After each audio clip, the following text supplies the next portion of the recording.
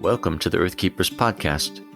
This podcast is for people who seek new and better ways to love and care for the earth. It's a podcast for anyone who is deeply concerned about the harm being done to the environment on a local and global level. It's a podcast that builds community and connection between people of like heart and mind, people who believe that earth care should be integrated into every aspect of life. And for many in the Earth Keepers community, that includes our spiritual practices. My name is Forrest Inslee, and in this episode we'll be talking to Dave Boehnlein, co-founder of Terra Phoenix Design and author of the book Practical Permaculture. In our conversation today, Dave helps us to understand some of the basic tenets of permaculture thinking and practice. According to him, there's a place in permaculture for everyone, no matter what their skills or interests might be. In fact, he contends that this way of thinking and being is something that can help any of us to find greater meaning in our lives. I think the idea here is that this is really important work, this is precious work, but it's also fulfilling work, right? And I think one of the big things that comes up for me is this idea of a life of meaning. Many people, that meaning doesn't come from their day job, right? So if you want to pursue that meaning, good chance that permaculture can help you find it, regardless of how you're interfacing, whether it's because you're a permaculture gardener or whether it's because you're a permaculture-focused community organizer or whether it's because you like to tinker and fix old farm equipment or whatever your angle is. There's kind of a role for anyone. Welcome, friends, to the Earth Keepers podcast.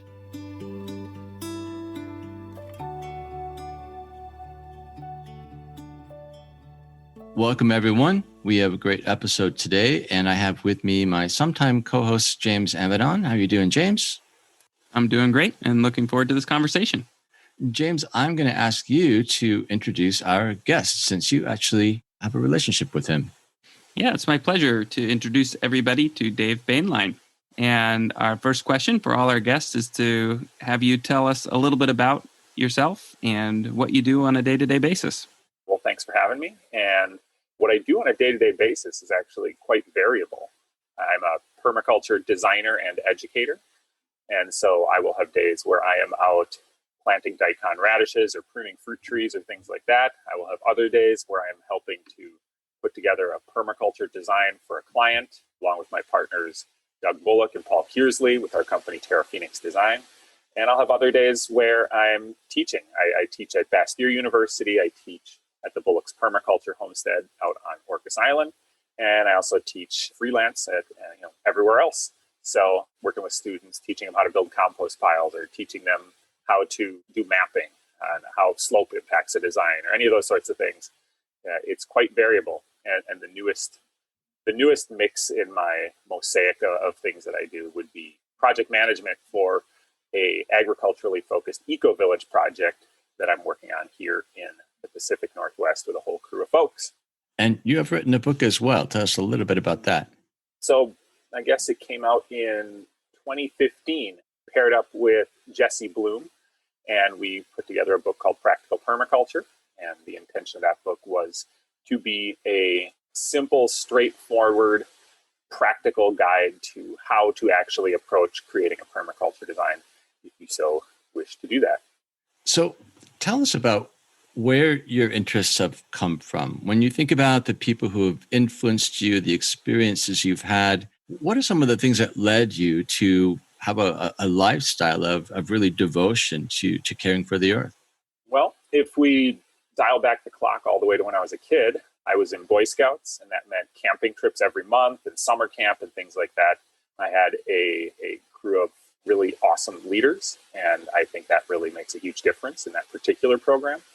And if you look at the Richard Louv literature, right, Last Child in the Woods, this idea that in those formative years, if you spend significant amounts of time in nature with a mentor, that kind of sets the tone for the rest of your life in terms of environmental stewardship and how you're going to behave outdoors. So for me, that was huge. It led to college where I started doing outdoor recreation, outdoor education. I led trips for college kids. I led trips for high school kids. I did trail crews with high school kids and did all that kind of stuff for a number of years. So I was pretty dedicated on the environmental stewardship program from very early on. talk also about your mentors, because I know that you've had people speak into your life in pretty influential ways, and maybe you could tell us about those folks. I would say one of the most pivotal mentors that I encountered was Doug Bullock, who I am now partners with in Terra Phoenix. Effectively, I was traveling in Costa Rica after I graduated from college and working on a bird research and reforestation project. While I was there, I needed to go to Panama to renew my visa. I told somebody I was going there, and they said, well, you got to swing by. There's this amazing permaculture farm down on the border. You got to check it out. I said, all right, I'll do that. What's permaculture? Never heard of it. I happened to walk into this permaculture site and catch the last 2 days of a permaculture design course that was being taught by Doug and Sam Bullock and a variety of other folks. I could just laundry list out all the different people who happened to be there that day at that course that I'm still in touch with today, and that I still have, I work with these folks, I collaborate with these folks, that sort of thing. But Doug was really the one who amazed me. And when they finished their course, my interest was piqued. They said, hey, we've got this design job down in Panama. We're heading over there. Anybody who wants to come with us and see how this really works and how we work, feel free to join us. So I said, I wasn't part of your class, but I would definitely jump along for that because I'm going to Panama anyway. So I ended up spending, it was a week, maybe a little more with them in the Bocas del Toro Islands. And I really got to see how they interact with landscapes, not just Doug, not just the instructors, but also the other people who were interested in permaculture. And that was extremely pivotal. I got to see people who were able to do what in permaculture we call reading the landscape, right? Like I remember getting in a boat and pulling up on a little tropical island and starting to walk through the rainforest there, and Doug stopping and saying, we're standing in an abandoned cacao plantation. And no one else recognized any sort of human pattern here or anything, but he was looking in the understory. He was seeing that there was actually a grid of cacao plants that were planted and how they were laid out and where they were and all that sort of stuff. And so I was convinced pretty quickly that he was a land wizard, and decided that I also wanted to be a land wizard, and I wanted to be able to read what's going on in the natural world. But in addition to that, I also got to see this host of people who were really excited about getting into it and doing the work, right? And I've talked to other people about this for quite a while, but I think there's this sort of baseline idea in our modern culture that if we want to make a difference, we have to have government or organizations or all these different entities get on board in order for us to be able to make a difference. Therefore, that leads, if that's the mentality, then, well, how do you make a difference? You write letters to your congressman, you give your donation to the conservation organization, so on and so forth. What I learned from the permaculture people was that you can actually just go out and plant trees. You can actually just go and do the work, right? And get started. And it doesn't mean we don't do all those other things, but it means that you're not so disempowered as I think that the narrative tends to lead people to believe. And so actually getting up and doing the work makes a huge difference, not just for the world, but also for yourself. So this was all things that I got to see from touching base, and then touching base with the permaculture community. And as far as Doug Bullock goes, I ended up a year later taking a full permaculture design course from him and a crew of other folks in Nicaragua. And then I moved to the Bullock's Permaculture Homestead the year after that. And that was supposed to be a 1-season deal where I was going to be an intern for a year. And 7 years later, I still lived there. And I was their education director and their webmaster and their general administrator and their intern program coordinator. And I wore many hats during that time. So I would say Doug Bullock was probably the most influential person. So from that, the last few days of a permaculture class to getting on your way to becoming your own land wizard, you've been through quite a journey. And I'm wondering, I know you're part of the Terra Phoenix Design group, and we're having conversations with you from Circlewood about how you can come alongside us and help us think through our own design work on Camino Island. But before we talk about that a little bit, I'm wondering for our listeners who maybe haven't heard of the word permaculture before, if you could define it for us. I know this is in some ways a hard question. I've read quite a few books on permaculture and talked to people who are fully immersed in it. They frequently say, well, there are many definitions or it's hard to define. How would you define it for our listeners?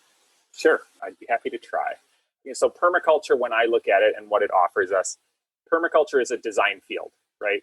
We are a design modality for trying to make change. And within that context, we have a inherent challenge, right? If we talk about other design fields, if I ask you what an engineer does, I bet you could answer that question. If I ask you what an interior designer does, I bet you could answer that question. Software designers, architects, so on and so forth.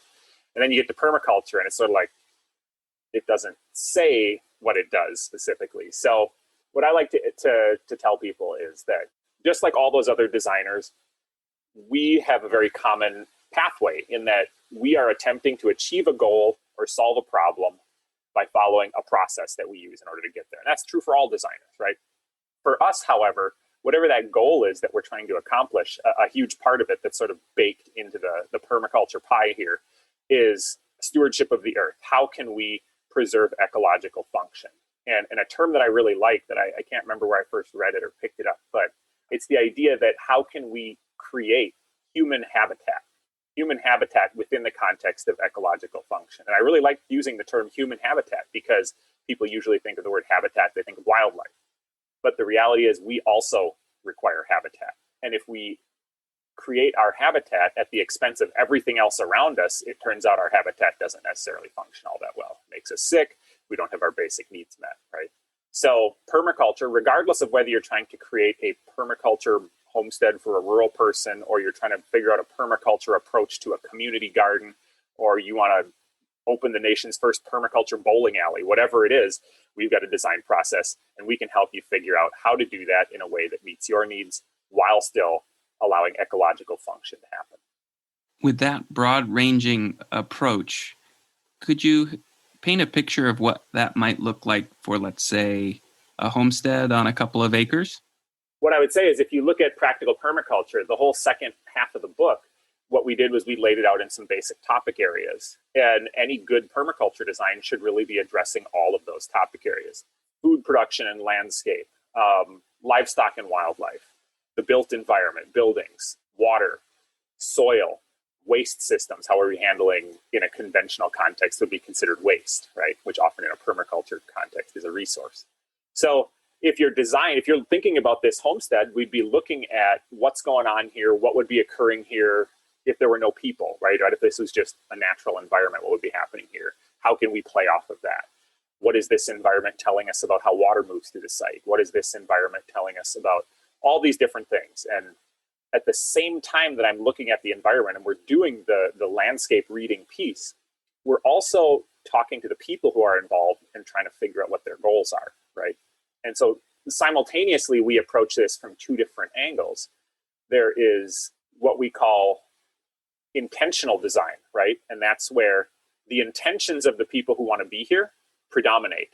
And the intention of someone might be to have a big garden. And therefore, we're going to cut down this tree that's shading the garden in order to allow it to flourish, right?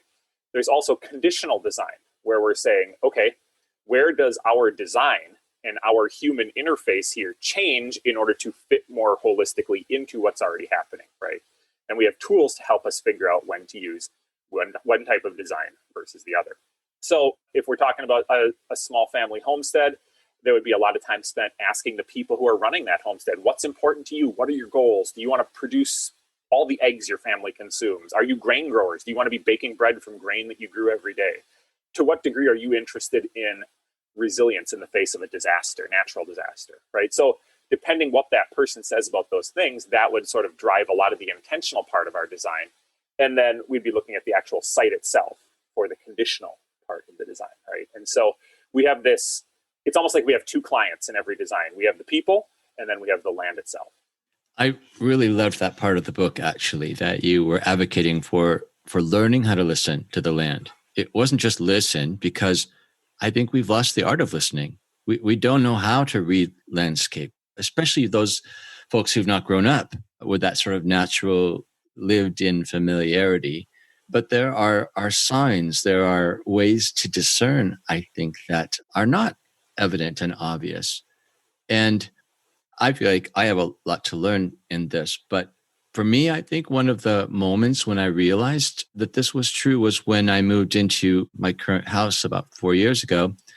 The landscaping was all lawns and sprinklers and sculpted bushes and casseron sprinkled on those bare earth places to keep the weeds from going. So I knew I needed to get the land to a different place. It felt like it was enslaved somehow, just like laboring under this artificialness. But there was a moment in the winter, our first winter, when there was a bank of bushes against the fence, and suddenly these ducks were appearing. And all winter long, they would just hang out, like walk around the grass. And I thought, why are they here? I would go any place but here if I were a duck. It turns out that behind the bank of bushes, all winter long, there was a pond that had formed. And so I thought, all right, what's going on here with a pond in my backyard? And I started asking around some of the old timers who'd been there for a long time. And they said, well, for better or for worse, your property is built on a filled wetland. So they put in piers and gravel and a lot of dirt, and then they built your house. So that made me sad, but then it also gave me a little hope, because I thought, what could I do to actually let the land be more of what it wants to be? And so my whole project since then has been a rewilding of my backyard. It can't be a wetland unless they come with a big excavator, but when the pond comes and the ducks come, I let them be. But I would say that for folks who, like me, maybe don't have that much familiarity with reading, with listening to landscape, where does one start? Where do you get those skills?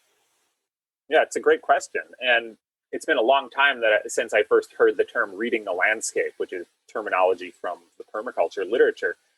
I actually take that quite literally. Just like, let's say there was a book and you wanted to have the knowledge that was in that book, but the book is written in a language you don't know. It's the same exact process, right? It's like when people who haven't put any time towards trying to understand what's happening in nature go for a walk in the park.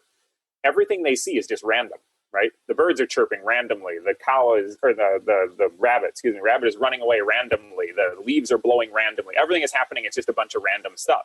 And you can't really appreciate it on any level beyond maybe appreciating the beauty of the script in this book that you can't read. If you really want the knowledge in that book, you have to actually learn the language though, right? And in this context, the way to learn that language, there's a number of different ways. And you kind of have to do more than one of them. So one of those ways is start reading about ecology, get some field guides, learn what things are called and learn how they relate to the things around them. There's an entire field of study out there at this point called nature awareness, right? And there's everybody from John Young to a lot of the Wilderness Awareness School, Alderleaf Wilderness College. There's a ton of schools up here, Trackers Northwest, so on and so forth. Tons of different schools that teach these skills, and they help people understand what are these plants and how have people used them historically. It ties together all kinds of things from survival skills to observation and naturalist skills, that sort of thing. And at the end of the day, what I have found is if you really want to have a good, keen understanding of how our landscapes work, there is no substitute for dirt time. You can't just read about it. You can't just pick up a book. You have to actually go out and do it. And so for many of these nature awareness programs, one of the practices that they do is called a sit spot. And that is where you pick a spot near your home, in the park down the road, wherever it is.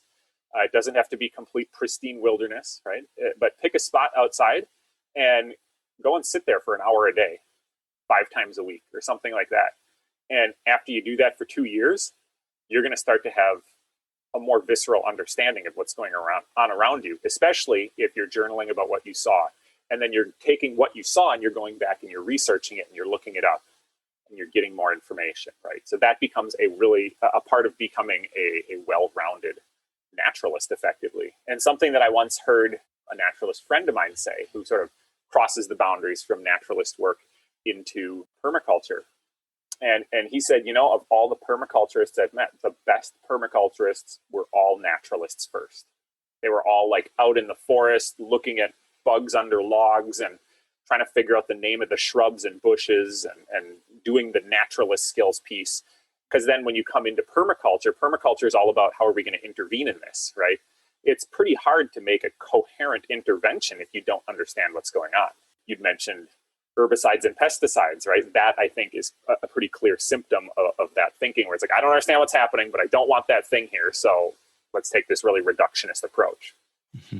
So I want to push on something there. I'm hearing you use words like visceral, like spending time, like journaling. And these are words that verge on the world of relationship, on the verge of personal connection. And I'm just wondering, I mean, many of our guests will say that it is all that, and it's also discerning on some other level that really has to do with considering the earth, the natural world, as full of beings, really, right? It's not a purely scientific approach, but rather more of a relational approach. And I'm wondering where you stand on that. Oh, I think that's absolutely correct, right? And if depends who you want to look to, what philosopher you'd like to discuss that has said just as much throughout time. And a book that I read recently that was extremely influential was by Robin Wall Kimmerer, Braiding Sweetgrass. And I'm not sure if you're familiar with it, but we're looking at this, like, she's a botanist, right? And so is very familiar with Western science. She's also a native person from here in North America who brings in native ways of knowing and understanding and things like that. And it really becomes quite clear that reciprocity is one thing that she focuses on, right? And not just looking at the land as your extractive resource that you can do whatever you want with, but something that you're in relationship with. And if you go all the way back to when I was rock hopping on the Wolf River in northern Wisconsin as a kid, I was developing patterns, right? There is room in this discussion for both the intellectual and the intuitive. And I personally believe that the more time you spend in nature, the more time you're out there getting that dirt time. It's not like you don't even have to be consciously thinking about it. It's fueling your intuition, right? The more experience you have, the more understanding you have, whether it's in your bones and your body and knowing whether or not you can make that leap from one rock to the next, or if you're going to get wet, or whether it is the sounds that are coming in, or whatever it is. And for me, where that really hit home was coming out here to the Northwest. I got into going out and observing wild mushrooms all over when I lived in the Midwest. And I brought that passion for mushroom hunting out here with me. And there are times where I will walk through the woods in the fall, and for no discernible reason, I could not tell you what just happened or what changed or what the hallmark is. There'll be times where I'm walking down the trail and I will stop and I will say, this feels like mushrooms. I'm going to step off the trail and take a peek. And I believe that is the role of intuition, right? It's not all something that you write on the page. And I think that's something that we find in most traditions that have a higher degree of respect for nature than what we find in standard operating procedure, Western culture. They have something like that. It is a relationship. Dave, I want to go back to your comment about a sit spot. One of the silver linings that I found during this time of coronavirus is I found a sit spot on my front porch where there's a couple of red chairs looking out over my front lawn and down our street. And I, along with usually my 6-year-old son, Teddy, have sat there now for many hours since last March, because in some ways we don't have other options. Or from another perspective, we've been freed to do that. And we've been doing it long enough to notice some cyclical things, like the chickadees that were there in the spring disappeared for a while. And then all of a sudden, a flock of chickadees was there for several weeks, but they were smaller. And we were wondering, are these the offspring? Is this the next generation coming back to visit and to visit us, perhaps? And it made me think about the culture part of permaculture, in that to take that time required for us an outside force. What about permaculture have you found critiques perhaps dominant Western culture? What about it to say yes to a permaculture worldview and practice? What do you think we need to say no to? Oh boy, I think you're right to think about it from this culture angle, right? Because the term permaculture, when Bill Mollison and David Holmgren coined that term, they were referring to permanent agriculture. And I don't think it took very long where they realized the kinds of things they were talking about were really about permanent culture. And I don't mean permanent. Sometimes people take the word permanent to mean unchanging, monolithic, stationary. We're talking about permanent as in we'll be able to continue existing in perpetuity, right? And that means rolling with the punches and changing as we go and growing, right, and evolving. The big thing that stands out to me that it really is a hallmark of sort of Western thinking is reductionism, right? And the idea of it's easier to solve a problem if we throw away more pieces If we can really simplify this problem down and put on our blinders, then we can start to solve this problem. And we can get a nice, tidy number at the bottom of the page that tells us what to do, right?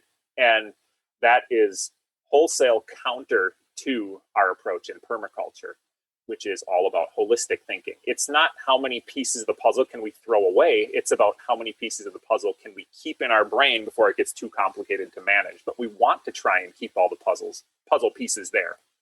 And I mean, our economic system is one of the places we can really see this, right? We have this economic system that says, the bottom line. The fact that we even have a term, the bottom line, implies that there's just one. And it implies that there's only one thing that matters, and that is, are you profitable or not?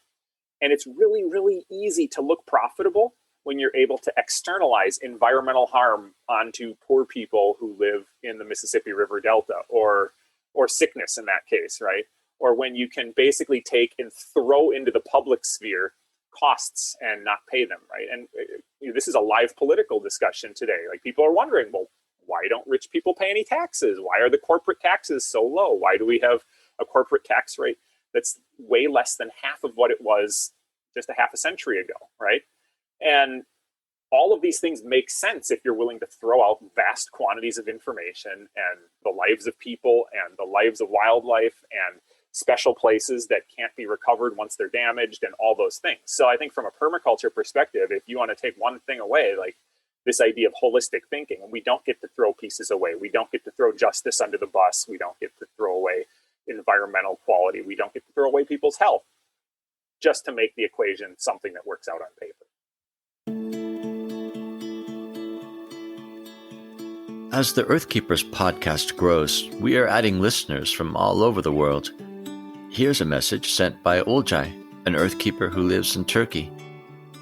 Hi, this is Olcay Balıtatlı from Turkey. I live in a small coastal city on the aging coast of the country. I'm not sure if this is unique to my country, but greatest challenge comes from the financial sector, which is driven by greed in terms of protecting nature and the environment. In one word, this podcast gives me hope for the future of my children. I appreciate listening experiences of people from different cultures and their challenges. I can see that there are lots of people who have been working for a better world out there. It inspires me personally to care for the environment rather than waiting for someone else to do this work. Thank you very much. Thank you, Olcay, for your encouraging words and for joining the global community of Earth Keepers.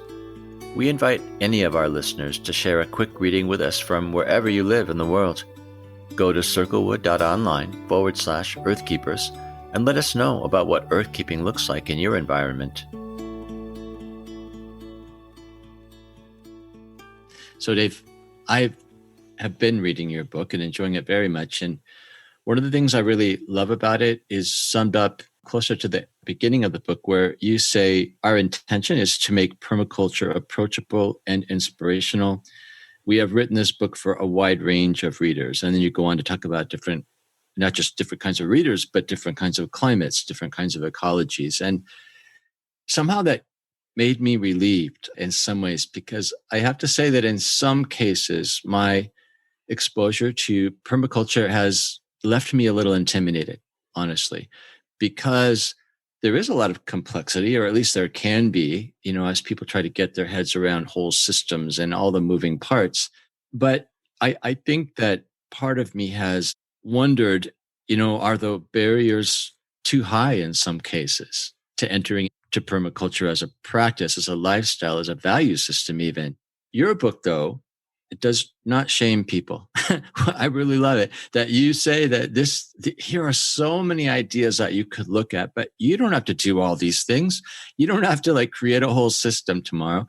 You can start somewhere, right? You can begin to build and learn and gradually move into that world. And I'm wondering, how do you help people to do that, to get over maybe some of their fear and intimidation, and really to think about what are some starting places in terms of people who don't know that much about permaculture?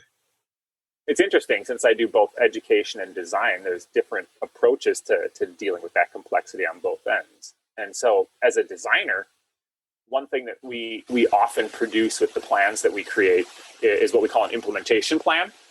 And I guess there's two pieces of information here. Number one, there's an implementation plan, and that says, okay, you've got this integrated master plan with all this complexity and all these different pieces.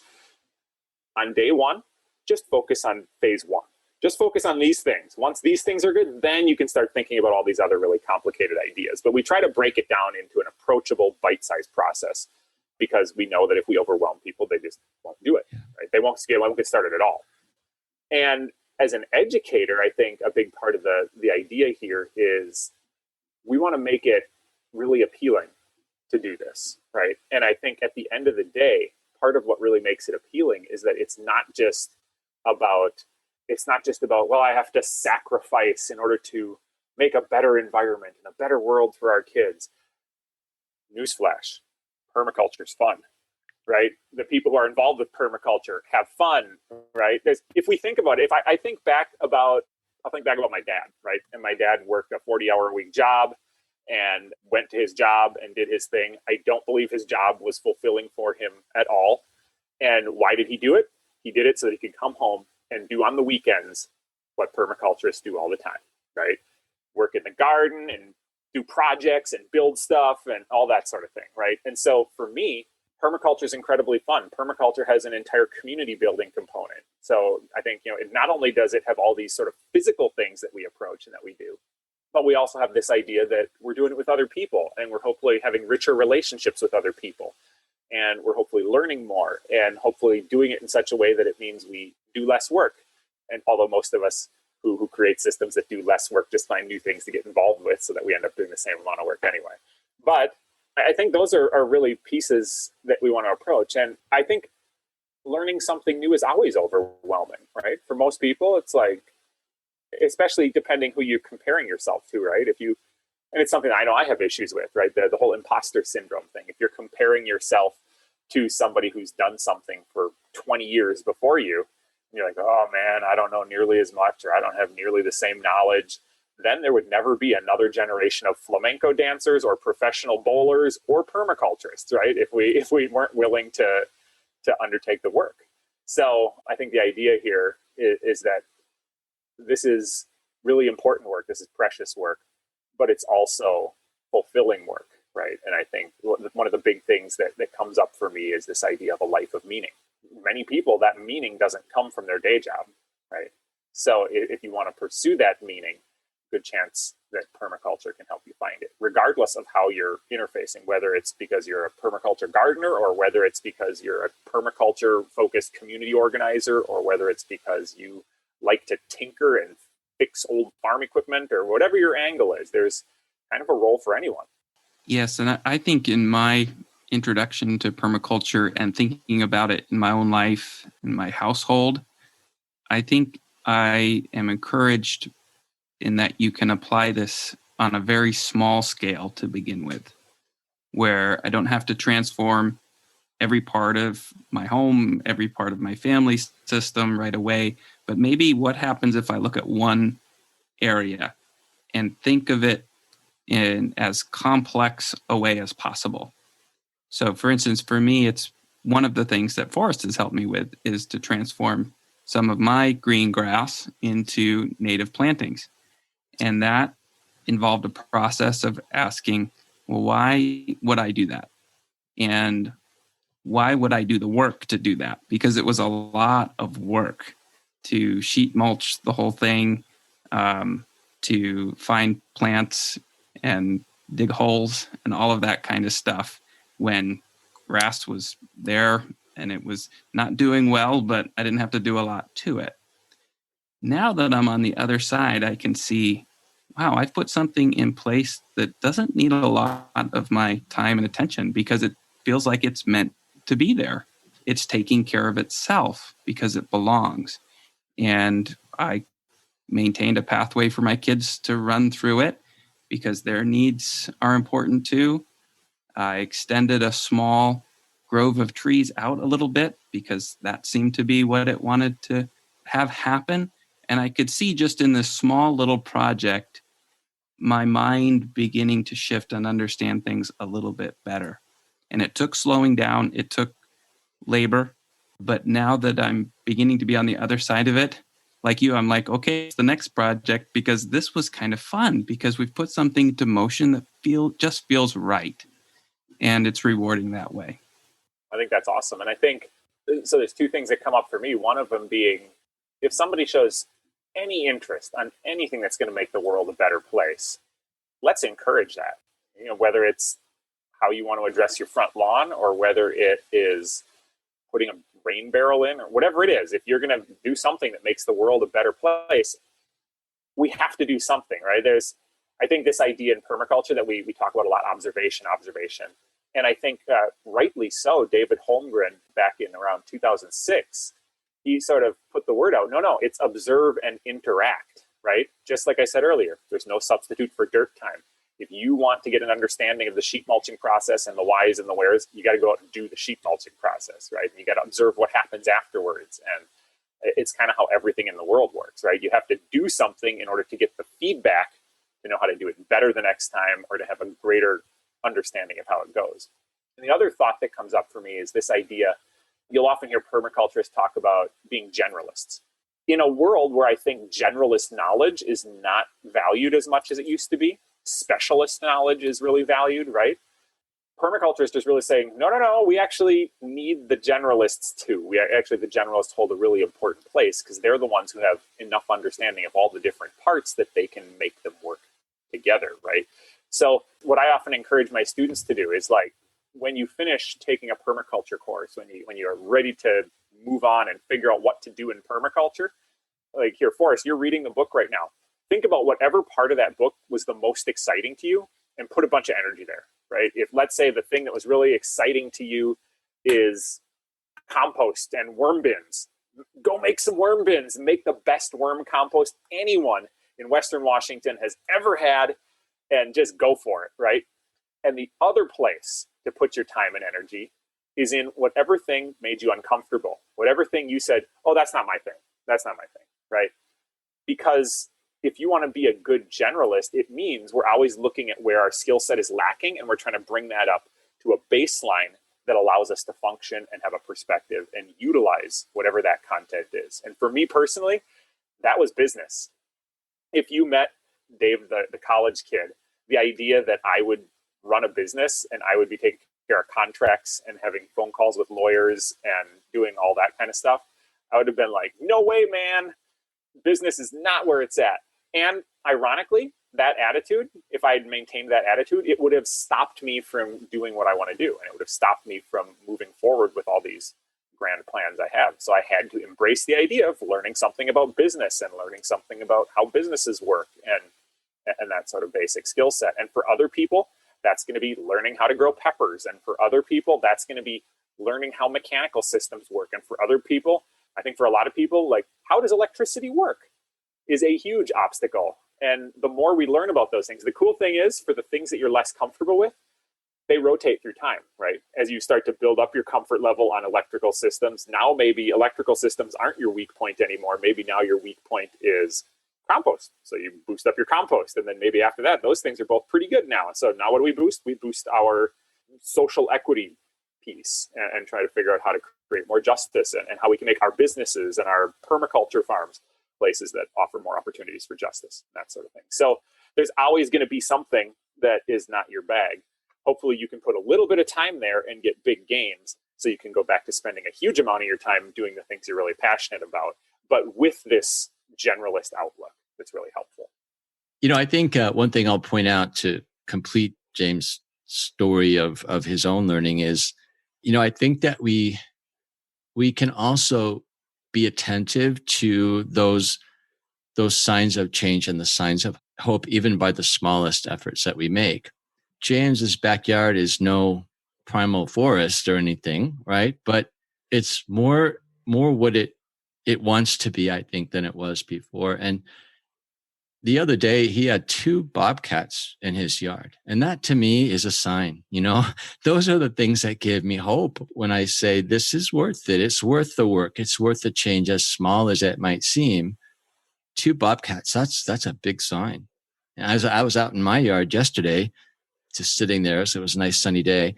And I realized that all the bushes were moving, but it wasn't windy at all. I thought, what the heck? So I just sat and looked, and seriously, every bush, every plant, I let all of my perennials kind of go to seed. I don't cut anything down until next spring. But I planted a lot of things that have seeds on them, and the bushes were full of birds, tiny little birds and big birds. And when I watched, there was even a small hawk of some sort that was kind of like stalking along the ground looking for one of those birds. But that to me was my reward. It was my sign of hope. It's like, oh, okay, right? If I pay attention, I can be reminded of why I'm doing what I'm doing. Well, that's actually kind of a perfect case in point with, well, number one, imagine sharing those experiences with other people who this isn't on their radar, right? Like if James can tell his neighbor, hey, I got bobcats in my backyard. And they're like, I've never seen a bobcat here. I would love to see that. Maybe then they decide to do their backyard, right? If, people want to see birds and hawks and all, like, imagine bringing people over and just have them sit on your porch and having a conversation about whatever you talk about, and then just pointing out these cool things that are happening every once in a while. Can we get people to come to the table and say, like, well, how do I get that for myself? How do I have these experiences? Because at the end of the day, those two experiences that you're talking about, those reflect something that a huge number of people in modern society, particularly modern Western society, never experience. And it comes right back to this nature awareness component, right? And the idea that if you are so unfamiliar with nature that your movements and your behavior when you're in nature chases everything away before you ever get a chance to see it. If you're eliminating the habitat in your backyard, you never see anything. Like, there's tons of people who go hiking or go to the national parks or whatever, and they never see any wildlife. They never see any nature. They don't really get to appreciate the awesome parts of it. It's like they kind of like hear in books or hear on TV or whatever that bobcats exist, but they've never seen one. If you want to see them, you have to change. You have to shift things such that your impact is less than your awareness. So simultaneously, we expand our awareness and then we retract our negative impact. And where that ultimately leads you is compassion.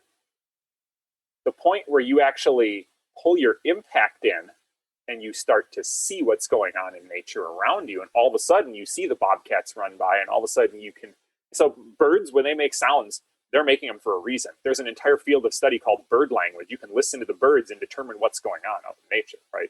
And I think there's this point where once you realize how much is happening and how much you've missed and how much impact you've had on all these things that are around you, it's almost enough to bring you to tears, because we don't even know. Most people have no idea the impact they're having on the world around them. And to me, that's where the tires really hit the road. And everything I talked about going back to childhood and Richard Louve's work and all that kind of stuff is we need people who actually can't go and do destructive environmental things because it hurts them too much. We require compassion. That is what has to, that's like a precursor for somebody to care, right?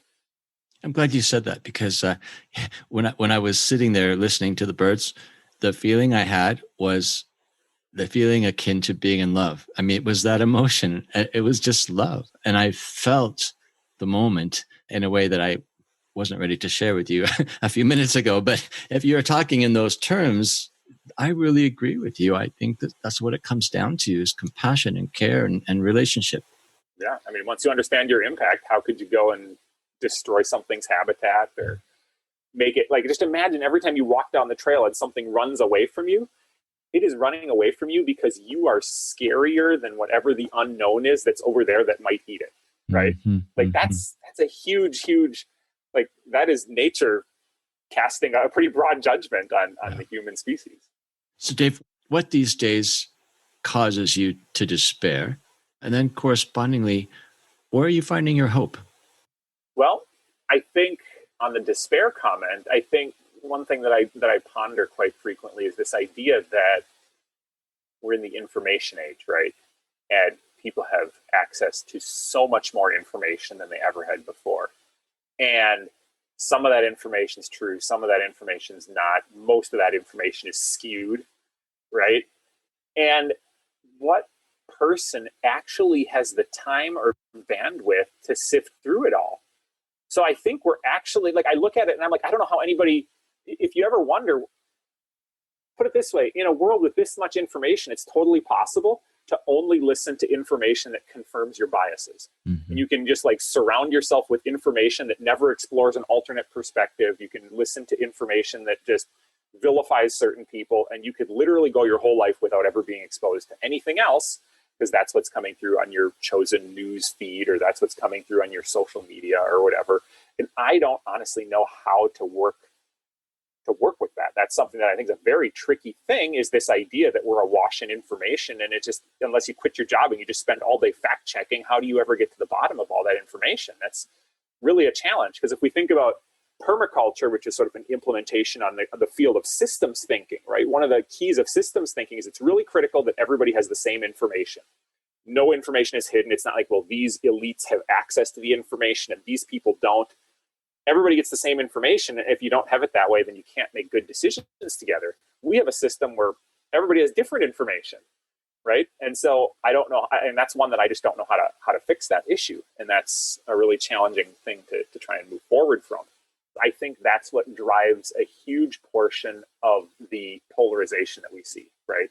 It's pretty hard not to be polarized when all you're exposed to is this perspective, right? And the question for me would be, can people look and find components of people they don't relate to that actually fit their understanding, or, legitimate concerns about not being heard? I think there's a huge amount of people who feel unheard, regardless of what side of what political sphere you're on. And there's people who aren't heard. And sometimes those people, I think, have attached their not being heard to really unfortunate things, right? Like, I think I have to imagine, like, it's got to be a fascinating thing, and there's probably people studying it, but like, what makes someone decide that like white supremacy is a good idea, right? Like, I'm not sure what makes someone decide that, but I have the feeling it's related to trauma, and I have the feeling it's got a pretty big mental health component to it. And so again, I don't know how to solve those things. But as far as what I see as points of hope, I see permaculture having this tool set. And I think the tool set is something that, because it can be applied to just about anything, right? If you want to take permaculture principles and you want to reorganize your closet a more efficient way, you can do that. If you want to take the permaculture concept and lay out your garden in a way that's more productive and more ecologically aligned, you can do that. If you want to take the permaculture concepts and apply them to social organizing, I think we can do that there as well, right? And so from where I sit, I feel like permaculture has been growing in popularity and has been getting more attention pretty much steadily since 2006. I feel like it's just been sort of growing and growing, and more people getting interested. So I really look forward to seeing how permaculture, what can we offer to social movements? What can we offer to environmental movements, conservation movements? What can we offer to people exploring alternative economics? And how can our approaches dovetail with all of those? And if nothing else, how can we incorporate the best ideas that reflect care of people, care of earth? How can we incorporate that stuff into permaculture in a way that brings it to light for a lot of people who may not be familiar with it?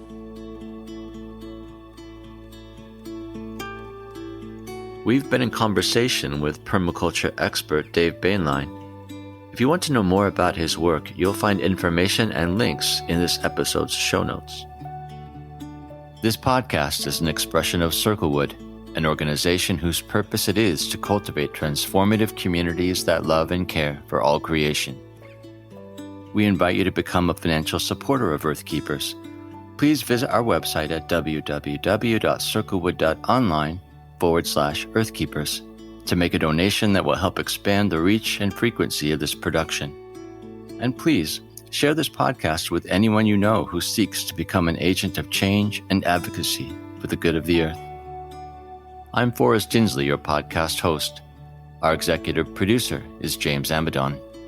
Forrest Reed is our sound engineer and the creator of our original music. Our research assistant is Rochelle Nordman. Thank you, friends, for listening. And please join us for our next conversation on the Earthkeepers podcast.